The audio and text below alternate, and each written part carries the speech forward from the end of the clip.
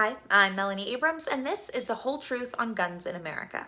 This past week, there have been 19 defined mass shootings in America with 28 deaths and 97 injuries. As I speak, multiple people are planning their own mass shootings in our country. I think we should also preface this by reading the Second Amendment out loud, because my intention is to avoid opinion and find facts based on valid, true data and real information and common sense. So it reads, a well-regulated militia being necessary to the security of a free state, the right of the people to keep and bear arms shall not be infringed.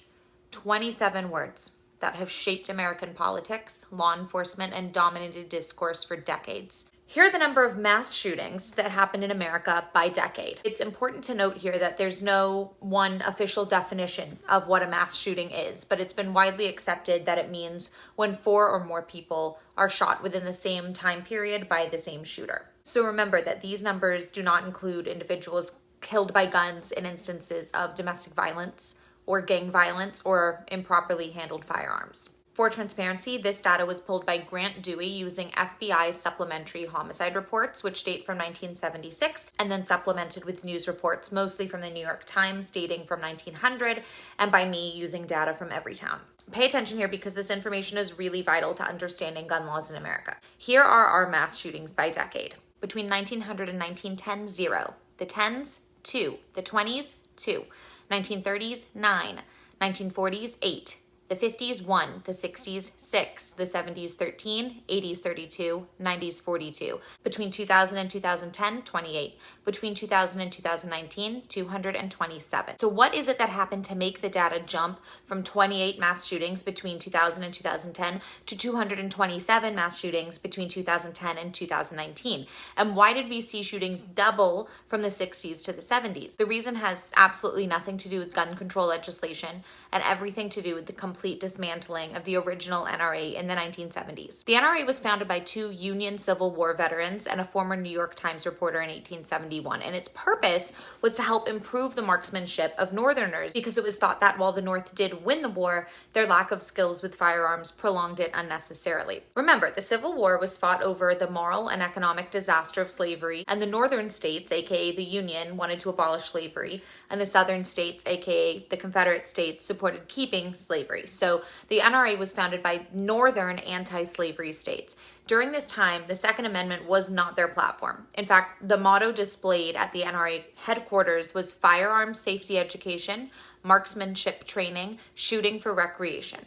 And for the next 100 years after their inception, they lobbied for gun control. In the 20s, they proposed the following regulations that were later adopted by 9 states, requiring a permit to carry a concealed weapon, 5 years additional prison time if a gun was used in a crime, a ban on gun sales to non-citizens, a waiting period between the purchase and receipt of a gun, and that records of gun sales be made available to police. Remember, there were no gun laws at all prior to the laws the NRA lobbied for. The NRA began gun control. In the 30s, there was a crime spree during the Prohibition era, so the NRA lobbied President Roosevelt to make gun control a feature of the New Deal. And the NRA drafted the 1934 National Firearms Act and the 1938 Gun Control Act, the first federal gun control laws. This legislation was unanimously upheld by the conservative Supreme Court. And NRA President Carl T. Frederick testified before Congress stating, "I have never believed in the general practice of carrying weapons." So, what the fuck happened? A man named Kenyon Ballou happened. The 60s obviously were fraught with major assassinations. JFK, MLK, Robert Kennedy. NRA member Lee Harvey Oswald was accused of killing JFK with a mail-order rifle. And in those days,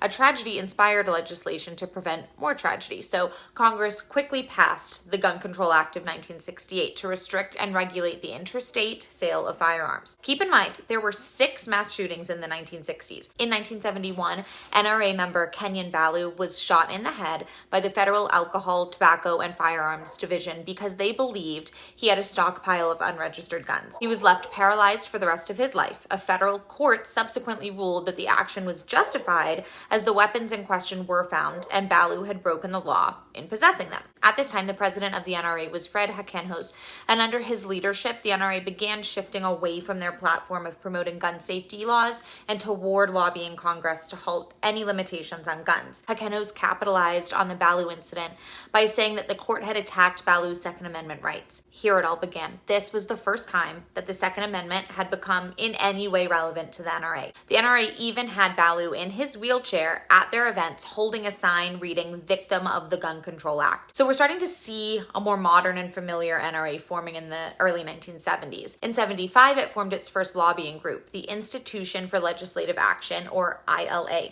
In 77, a radical group of NRA members stormed an ILA meeting and demanded more aggressive NRA leadership to protect the interests of gun owners. Because of this, a radical fringe member of the NRA named Harlan Carter was elected as NRA's new president. He was a Texas lawyer who once fatally shot a man he suspected of being a car thief. His quote on gun control set the tone for the NRA we know today. He said, "You don't stop crime by attacking guns, you stop crime by stopping criminals." It was at this time that the NRA began its infamous system of grading politicians, assigning them A to F grades depending on how sympathetic they are to its agenda, and then giving out campaign donations accordingly. Keep in mind that during this time, the 70s, mass shootings in America doubled. The NRA gave its first presidential endorsement to Reagan in 1980. In 1981, there was an assassination attempt against Reagan, and his press secretary, Jim Brady, was shot and wounded. But it wasn't until 93, when Clinton was president, that they passed the Brady Bill, which enforced mandatory background checks and a 5-day waiting period on gun purchases. Reagan was so owned by the NRA that he wouldn't even pass a bill to protect himself. In 1994, the Clinton administration introduced the federal assault weapons ban, which I'd like to point out did not take any of your guns away. The NRA opposed this ban, despite having actually been founded upon the idea of gun control. And in 1996, they successfully lobbied for what is called the Dickey Amendment, which literally bans any federal research into gun violence. It stipulates that none of the CDC's annual budget is allowed to be allocated to any research that may be used to advocate gun control. The NRA effectively paid politicians to lie to you about the effects of guns. They've also spent decades stopping any legislation to have access to an online database that registers guns to their owners, even though the very idea of a register was the NRA's idea in the first place. They literally opposed something that we do for vehicles every day. The assault rifle ban expired in 2004, and the NRA was successful in stopping its renewal. After that, mass shootings in America increased by 800%. In 2013, after the Sandy Hook tragedy, Congress tried to pass tighter background check amendments. Not a national gun buyback, not taking everyone's gun away, just background checks. And the NRA successfully stopped them despite a whopping 91% approval rating for the measure. Okay, but why? Why all this effort to block simple legislation efforts, which still allow gun ownership and have been proven in our own past and in other countries to save lives? How did an association for sportsmen and wartime marksmanship improvement become a defender of assault weaponry in the hands of untrained civilians? Do they just love guns that much? No. Money. It's money. You make money every time you go to work and do your job, right? The NRA makes money every time a gun is sold because more than half their revenue comes from donations and grants from gun manufacturers. Don't let them lie to you that it's from a huge number of membership fees. Members only pay $40 a year. There are approximately 3.7 million NRA members, so membership dues give them roughly $150 million a year. But they bring in an average of $366 million a year. That's because they make about $1 per gun sold. In the months after Sandy Hook, the NRA's revenue increased by $100 million. How? In the year after the shooting, the manufacturer of the firearm used in that tragedy said sales for that firearm rose by 36%. That manufacturer contributes to the NRA, and the NRA makes $1 from each gun sold. They profit off of gun violence. Plain and simple. They profit off the guns used to kill your children, your neighbors, your family, your friends, your pastor, your hairdresser, your kid's teacher. So they redirect the cause and they tell you that people kill people, as if a shooting could happen with a knife. Wayne LaPierre, vice president of the NRA and coincidental walking, talking needle dick, said that people who support gun control's goal is to eliminate the Second Amendment and our firearms freedoms so they can eliminate all individual freedoms. Let's read the Second Amendment again, shall we? A well-regulated militia being necessary to the security of a free state, the right of the people to keep and bear arms shall not be infringed. Arms. Arms. Not firearms. Arms means defensive weapons. Guns, yes, but also bows and arrows, knives, hell, even candlesticks and lead pipes. The US Constitution does not explicitly give you the right to own any firearm you want without training, supervision, and registration. It was written at a time when firearms meant a one-shot musket and a flintlock pistol. And let me also explain to you the hypocrisy of the argument that the Second Amendment requires zero gun laws. The Constitution protects your right to free speech, but defamation is still against the law. The Constitution protects your right to vote, but there are still rules about how and when you can vote. The definition of the word amendment is a minor change or addition designed to improve a text or piece of legislation. The Second Amendment is itself a late addition to the Constitution. We can and do continue to amend the Constitution to address current issues. Stop letting the NRA lie to you. It's not about the Second Amendment. It's not about keeping your pistol for self-defense or your hunting rifle for sport. It's about money. They only exist due to the unchecked sales of firearms. And let's make something very clear. No one has ever proposed in the history of this country that we eliminate the Second Amendment.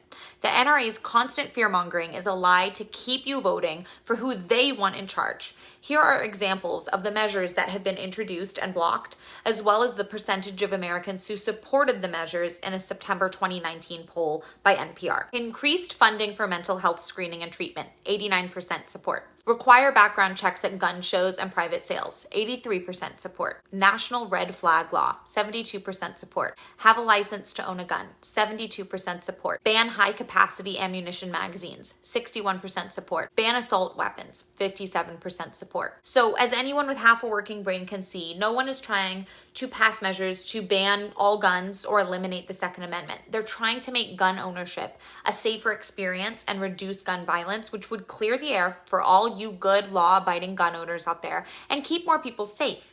If you oppose these very simple common sense gun reform laws because you allow a multi-million-dollar entity to scam you into thinking the laws are a personal attack against you, then the blood of every shooting victim is on your hands. And that's the whole truth.